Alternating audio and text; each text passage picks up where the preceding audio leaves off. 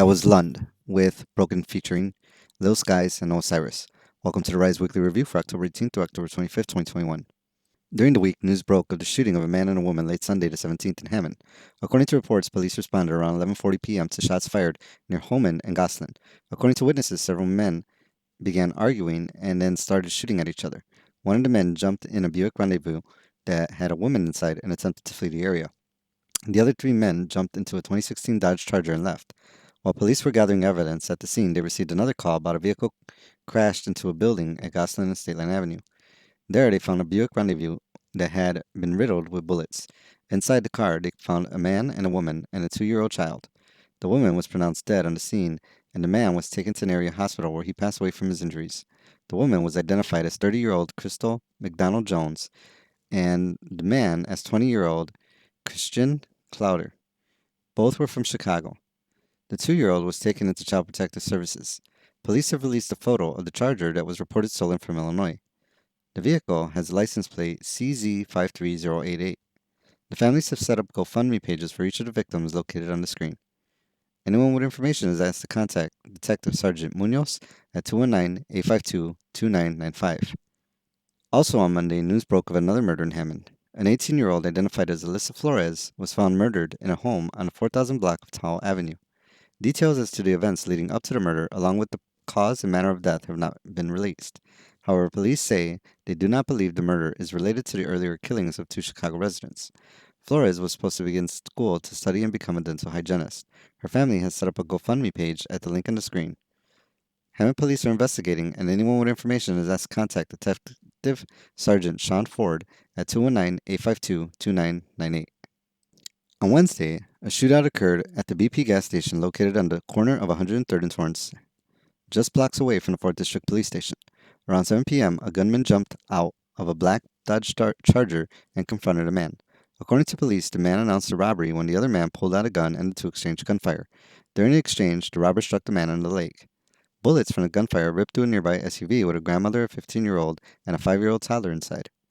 The bullets ripped through the vehicle, just missing the children. According to reports, as gunfire erupted, bullets began striking the back of the vehicle. The grandmother pushed the children down and managed to drive off. The man, who was struck in the leg, drove himself to Ingalls Memorial Hospital in Calumet City. Anyone with information on this or other Chicago crimes is asked to contact 311 or leave an anonymous tip at cpdtip.com.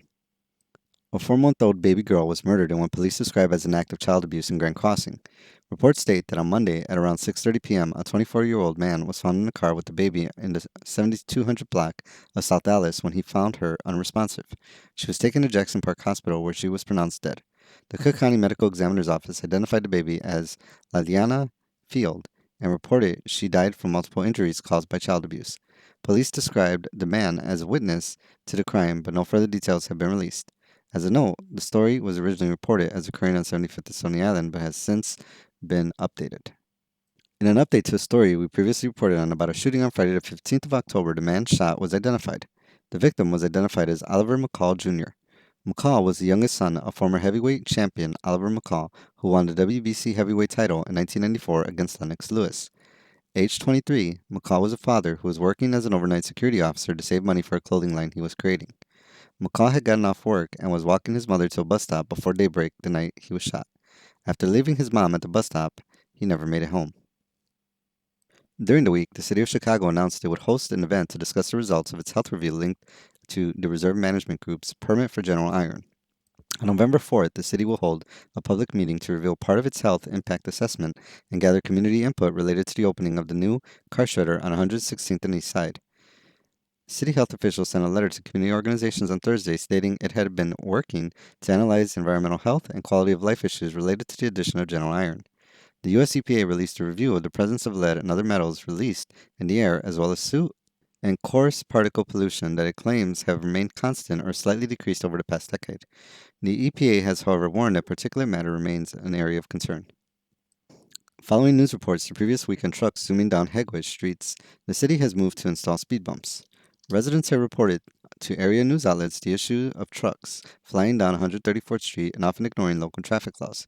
In response to the news reports, the Chicago Department of Transportation announced it would begin installing speed bumps down the street. Residents filmed CDOT crews installing the speed bumps during the week. However, it is unclear whether the speed bumps have so far had any effect on truck traffic. The hopes of several suburban candidates for a casino license were dashed during the week. As we reported, the Illinois Gaming Board was set to announce a cut of one of the bids for the suburban casino. However, in a surprise move, the board made a decision to cut not only one, but two bids for a suburban casino. With a vote of 4-0, the board rejected both the Calumet City and Linwood bids on Wednesday. The two remaining bids are from Homewood, Hazelcrest, and Madison.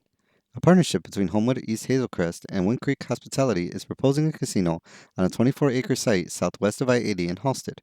Madison is proposing a casino in partnership with Oklahoma's Choctaw Nation on the former Lincoln Mall property located southeast of US 30 in Cicero.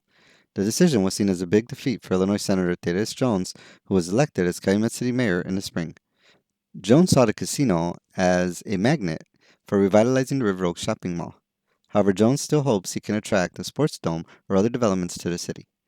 The mayor of Linwood, Jada Curry, had reportedly opposed the casino bid by the Ho-Chunk Nation to build on lands they own. Curry has not commented since the decision. On Saturday, Cook County Board President Tony Preckwinkle was in Calumet City promoting Project Rainbow. Project Rainbow is a county initiative to address education barriers and learning loss in communities due to the pandemic. As part of the initiative, county leaders visited the River Oaks Mall to promote vaccinations and distribute free computers. In total, the county gave away 100 computers to shoppers and vouchers for 100 more.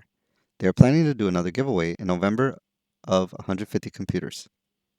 During the week, the State of Indiana Health Department posted an update on the number of COVID infections. According to the department, Indiana had surpassed over 1 million COVID-19 infections since March 6, 2020. Indiana is now the 14th state to record more than 1 million infections. In total, approximately 1 in 6 Indiana residents have had a confirmed case of COVID-19. Over 32,618 people are estimated to have died from COVID-19, or approximately 1.6% of those infected. Indiana has a population of 6.7 million, out of which 3.3 million have been fully vaccinated. In Lake County, Indiana, the vaccination rate is about 55.7%. And that ends our weekly review for October 18th through October 25th, 2021. Thank you for joining us for this week in review. Peace. Don't you miss me when I'm